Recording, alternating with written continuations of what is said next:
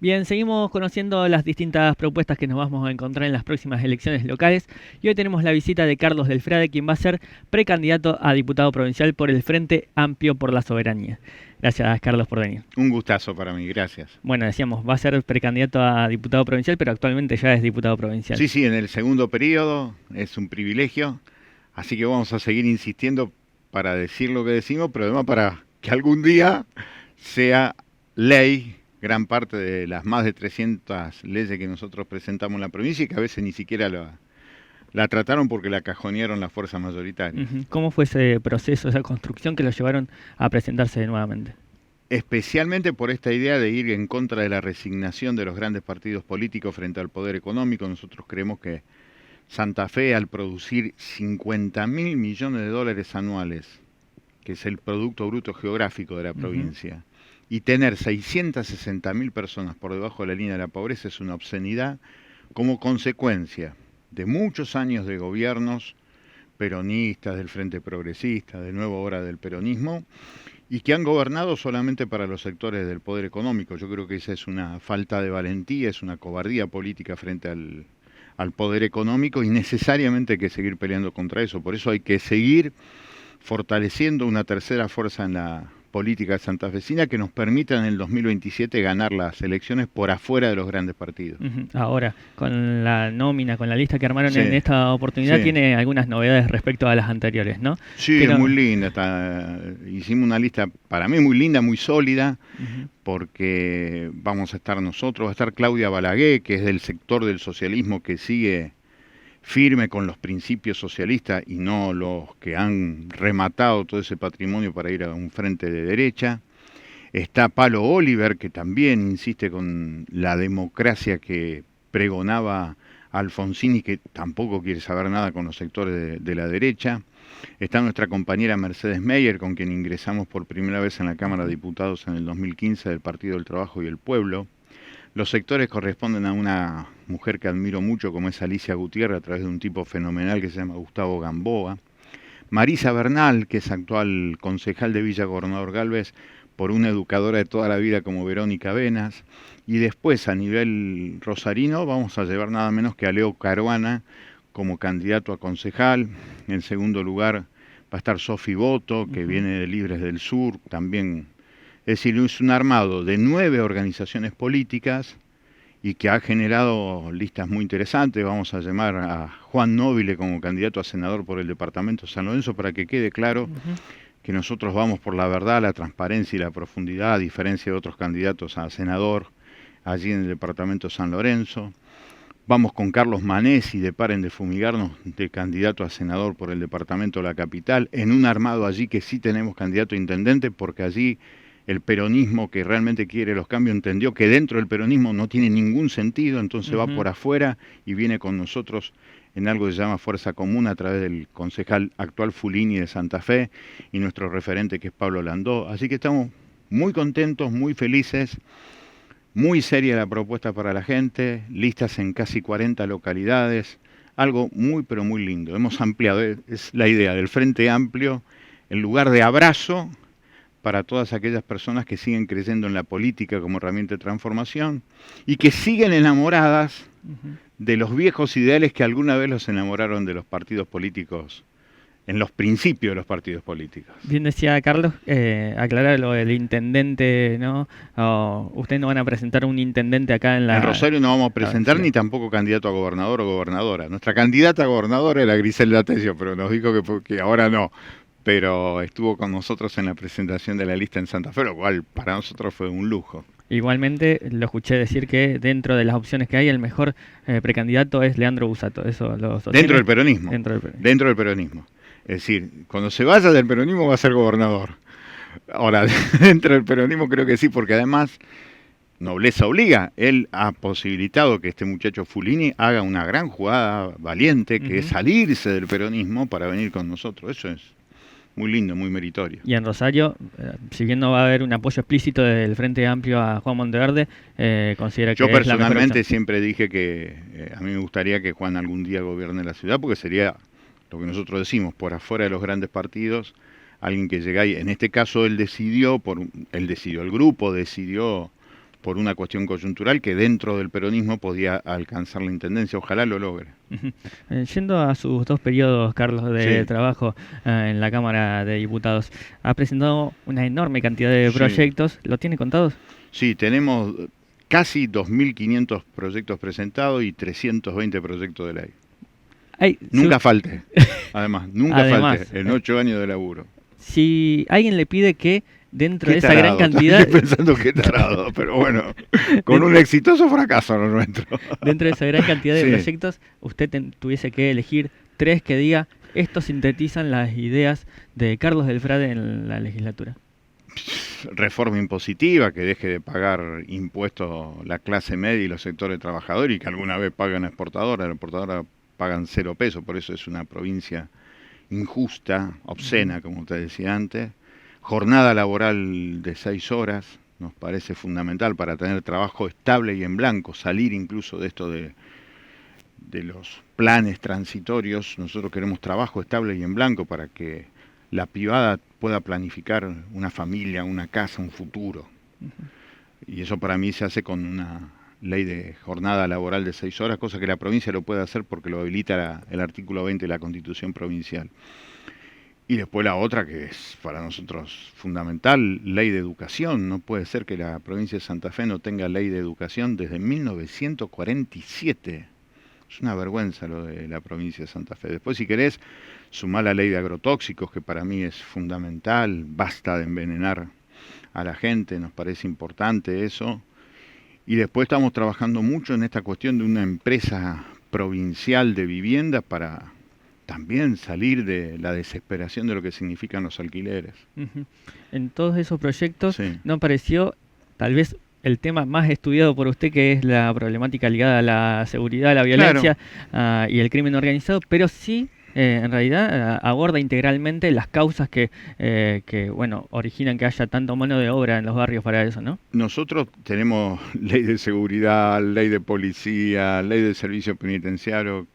Hemos presentado casi 50 proyectos en la cuestión de seguridad, somos los que más presentamos proyectos en la cuestión de seguridad, pero efectivamente nosotros creemos que es consecuencia, entre otras cosas, de investigar al lavado de dinero por otro lado y triplicar el presupuesto en trabajo, educación, cultura, alegría y deporte para que en los barrios, como está pasando en la Cerámica o en Tiro Suizo o en Barrio 7 de Septiembre, aparezca una presencia virtuosa del Estado, porque hoy lo que tenemos es una presencia corrupta del Estado, que no es Estado ausente, es presencia corrupta del Estado. El Estado ausente es una narcosoncera para mí, porque es los nichos corruptos de la policía liberando la zona para que después te hagan el desastre que estamos hoy sufriendo, especialmente en Barrio La Cerámica. ¿Debería implementar la provincia una reforma policial como bien intentó llevarse adelante en la primera etapa de este gobierno provincial? Sí, los proyectos de Saín son muy buenos.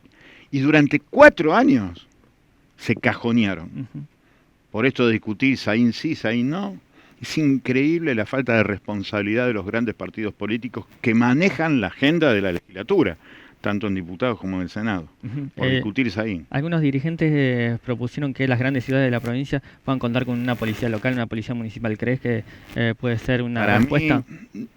Yo respeto mucho a los dirigentes, porque aparte conozco la honestidad de quienes lo proponen y demás, pero sumar una policía más al tablero de enormes cantidades de nichos de corrupción de la policía me parece que no. El asunto es depurar la policía que hoy tenemos. Es fundamental que el que se suba en el patrullero, en lugar de garantizarle el negocio al búnker, cuida a la gente. Eso lo tiene que hacer la política. Porque si no sabe cuál es el otro tema, vos podés meter una policía municipal con una idea distinta. Ahora, ¿qué hace con la otra que sigue siendo policía? Te va a seguir manejando la calle. Porque es esa presencia corrupta del Estado. Te maneja la calle para las distintas bandas del barrio, porque además cree que puede ir manejando a todas las bandas. Y es al revés, las bandas terminan manejando a la policía. ¿Cómo está el panorama de bandas hoy en Santa Fe en general y en Rosario en particular? Nosotros en diciembre del año pasado presentamos un informe en donde decimos que nosotros, los que nosotros pudimos demostrar a través de documentación judicial, provincial, federal y lo que salió en los medios de comunicación, hasta diciembre del año 2022 había 90 bandas narcopoliciales, porque son todas bandas narcopoliciales. De esas 90 bandas, vos tenés 34 en el departamento Rosario, 16 en el departamento de la capital, y después aparece muy fuerte el departamento San Lorenzo con 12. Y después un departamento del cual se habla poco, pero que es muy importante para analizar todo esto, que es el departamento San Cristóbal, 7 bandas. ¿Por qué? Porque el departamento San Cristóbal está en el límite de lo que yo llamo la triple frontera interna, que es Santa Fe, Córdoba, Santiago del Estero. Y de ahí tenés rutas del desarrollo narco, de la trata de personas, del contrabando, desde hace 40 años. Entonces, para mí esas cosas son muy importantes, pero yo creo que eso igualmente es absolutamente precario, porque es lo que yo tuve acceso. Yo estoy convencido que debe haber casi el doble hoy de bandas. Y en Rosario, lo que estamos viendo es que al empezar a desmantelarse las estructuras dirigenciales de bandas como de Alvarado y Los Monos, hoy tenés pandillas cada vez más feroces que creen que a mayor violencia, mayor rapidez para hacer plata. Y eso ha generado a partir del año 2020 que haya aparecido, por ejemplo, la banda de los Gorditos, que desde el norte de Rosario fue hasta San Lorenzo, Puerto San Martín, que haya generado una cosa terrible que antes no pasaba, que era ordenar reventarle la cabeza a los bebés de un tiro. Vos cuando leés la frase de la orden es terrible, es impactante. Bueno, a partir de ese momento empezaron a matar bebés en Rosario. El año pasado, que tuvimos 288 asesinatos, que fue el año más terrible de todos, hubo 7 bebés asesinados. Eso es tremendo, eso antes no existía. Ahí se descendió un escalón más en el infierno del Dante. Así que frente a esto, igual esas bandas son narcopoliciales barriales, con una intervención política en los barrios, en donde vos pongas trabajo, educación, cultura, alegría y deporte, y separés a los nichos corruptos de las fuerzas de seguridad provinciales y federales. Esas bandas se tienen que terminar, no digo en un corto tiempo, pero por lo menos las acotás. Pero no se quiere hacer porque no hay acuerdo político para enfrentar a la corrupción policial. Porque es más funcional a los grandes partidos políticos que han gobernado durante 40 años tirarse los muertos entre sí para que la oposición de hoy gane las elecciones de mañana. Eso es asqueroso, porque termina siendo lo que genera tanta sangre derramada en los barrios. Me interesa este concepto de alegría en los barrios. Sí. ¿Qué habla cuando habla de alegría en lo práctico, digamos? El 1 de enero de este año nosotros denunciamos algo que nos vinieron a decir gente muy comprometida de Barrio Las Flores. El 1 de enero lo denunciamos y después lo metimos en la legislatura. En la calle Caña de Ámbar y Estrella Federal, en Las Flores, todos los sábados hay una fiesta. Se llama la Fiesta de la Monada, en donde vos pagás 300 pesos y estás toda la noche ahí. Se toma algo que se llama la jarra loca, y van chicas y chicos desde los 10 años hasta gente de 60. De esas fiestas que se empezaron a hacer a partir de mayo del año pasado, ya hay 2 pibes presos que iban a esa fiesta y fueron captados allí. Están imputados de participar en intentos de asesinato hechos por los monos. ¿Por qué va la gente ahí? Por 2 motivos. No hay nadie que produzca bailes en Las Flores, salvo los monos. Y los padres dejan mandar a los chicos porque dicen en ningún lugar de Rosario van a estar más seguros que en una fiesta organizada por los monos. El mundo patas arriba, el mundo al revés, pero funciona así. Por eso cuando nosotros decimos trabajo, educación, cultura, alegría y deporte, decimos eso, que haya un lugar de encuentro festivo, que no lo pongan las bandas narcos, porque después termina siendo esclavo de esas bandas narcos. Por eso decimos alegría. Que lo gestione directamente el Estado No, a esos bailes. O las instituciones. Antes los bailes lo hacían las vecinales, los clubes, las iglesias. Ahora no. Y lo hacen ellos. Y cuando lo hacen, se terminan comiendo los pibes. Carlos, ¿qué le aporta Leonardo Caruana al Consejo? ¿Qué le aportaría? Para mí mucha sensibilidad y mucho concepto de que lo público y lo estatal es mucho más importante que los negocios privados de la salud.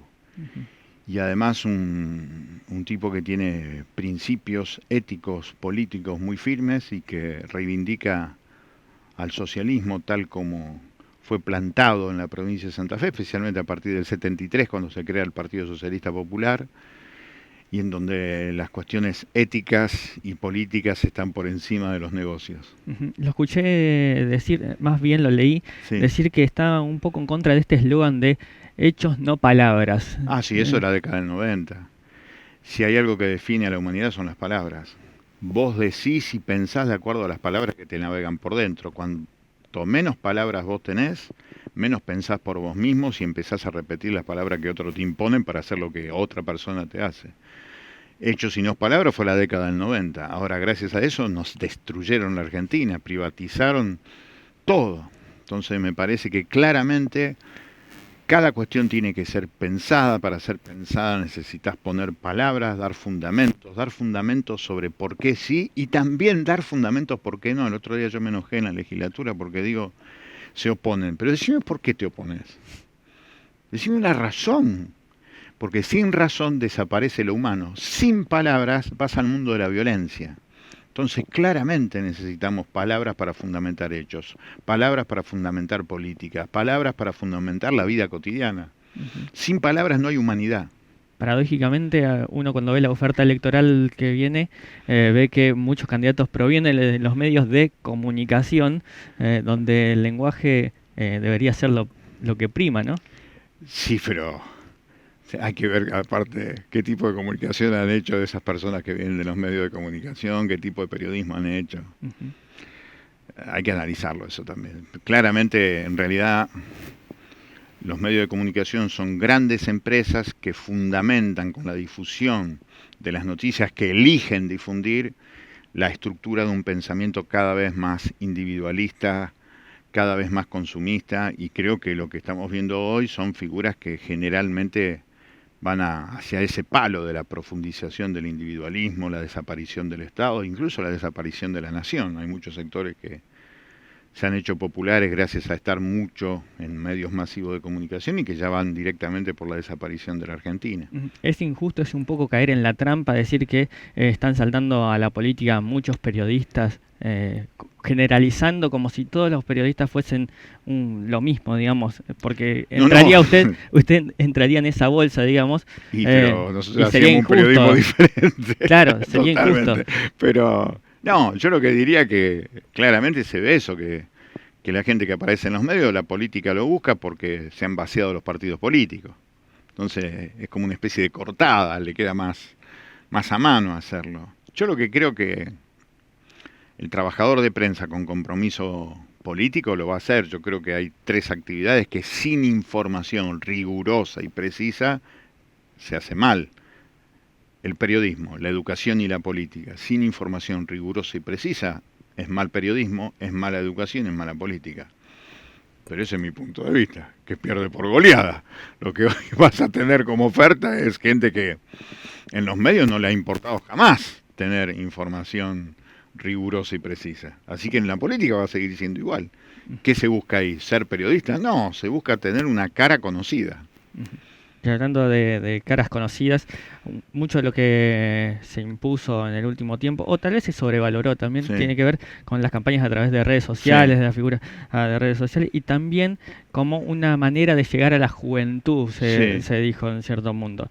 Bueno, se ha aprobado en los últimos días, se ha avalado el voto de los jóvenes de entre 16 y 17 años. ¿Cómo se interpela a esa juventud a la cual la política tradicional tal vez no le ha resuelto problemas estructurales?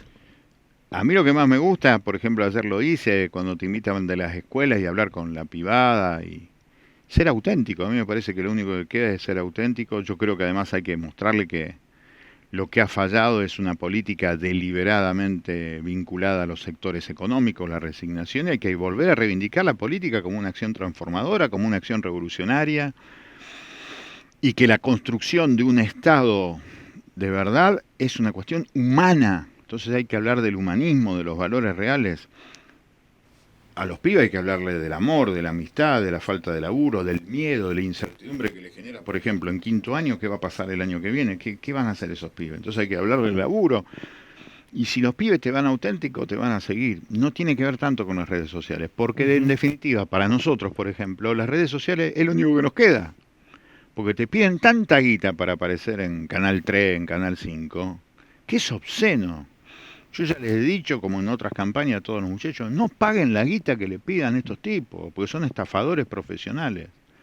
Con lo cual te quedas afuera, porque las grandes mayorías jamás llegan a conocer tu pensamiento. Esta es una democracia de mentira, porque no se garantiza la llegada de todas las ideas de todas las fuerzas políticas a la gente. Por eso es tan importante esto para nosotros. Entonces las redes sociales ya no es una manera de llegar a los pibes, es una manera de sobrevivir para ver si alguien se entera de lo que vos decís.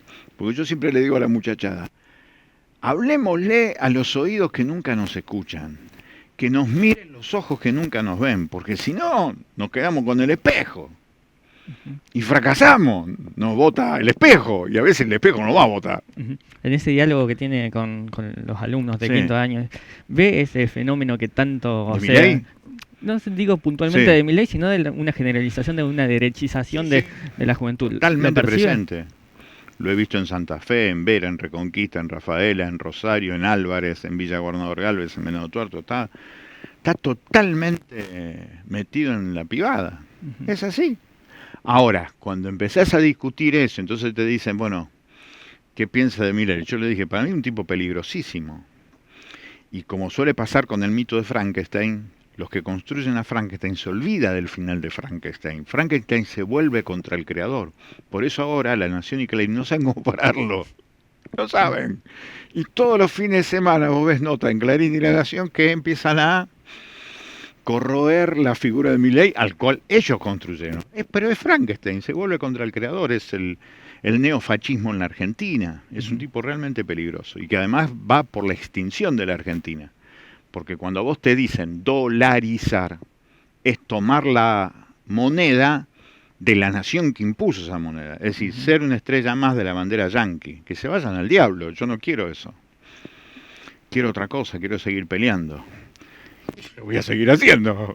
Gane o no gane, perdamos o ganemos, lo vamos a seguir haciendo. Pero cuando vos le contás estas cosas a los pibes y le entrás a contar y relacionás el presente con Belgrano, con San Martín, con los padres de ellos, con las experiencias propias, hay otra cosa.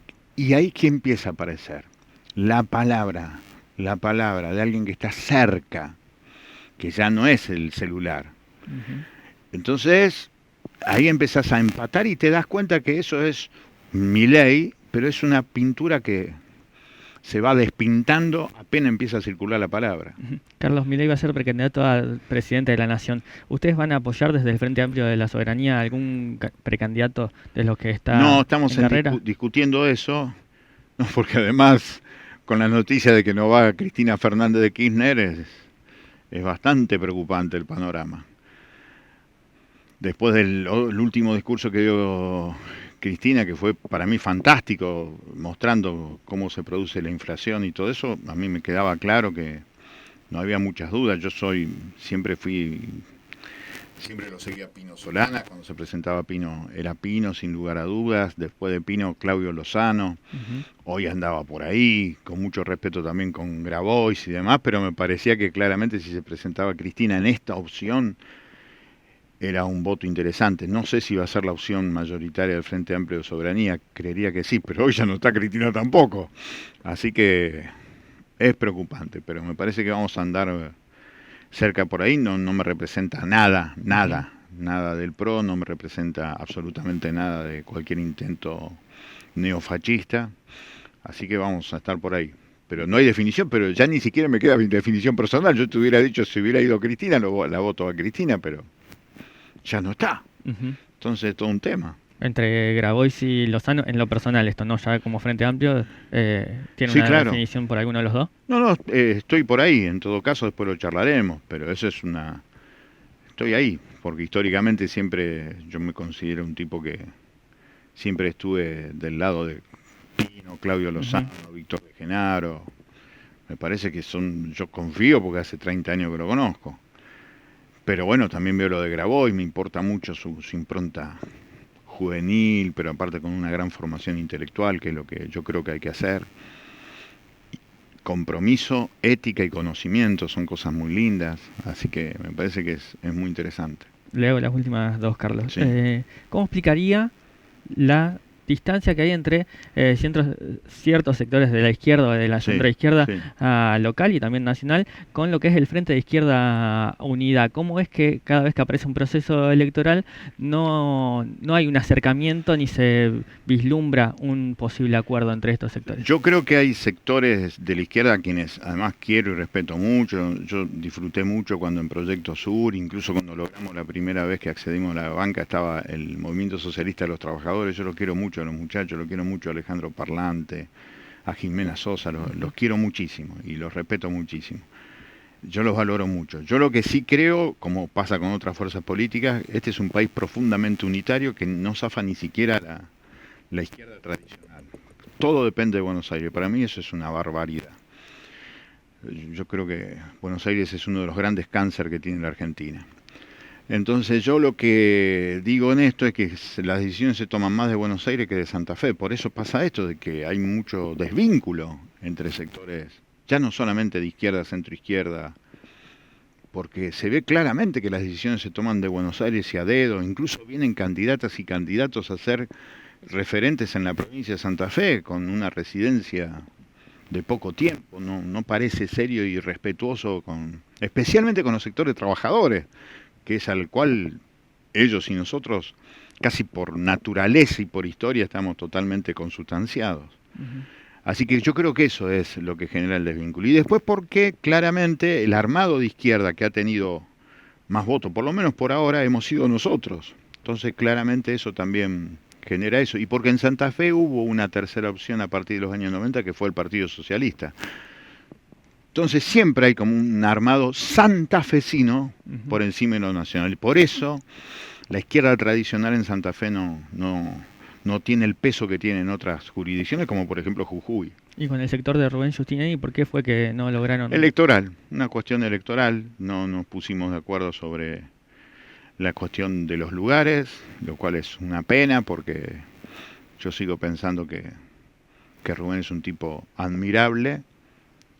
Ayer yo lo felicité por lo del el logro del voto joven, pero bueno, son cosas que pasan cuando más algo en donde en aquel momento éramos 10 organizaciones, hay que distribuir entre 10 y después bancarse la decisión que se decida entre 10. Y con la lista que terminó encabezando Lucila de Ponti, ¿también hubo posibilidades de llegar a integrarla en algún momento? ¿O? Eso nos lo ofrecía la gente del Movimiento Evita, pero yo de entrada les decía que no, porque dentro de la estructura del peronismo, por más progresista que sea esa estructura, el que gobierna el peronismo es una estructura conservadora.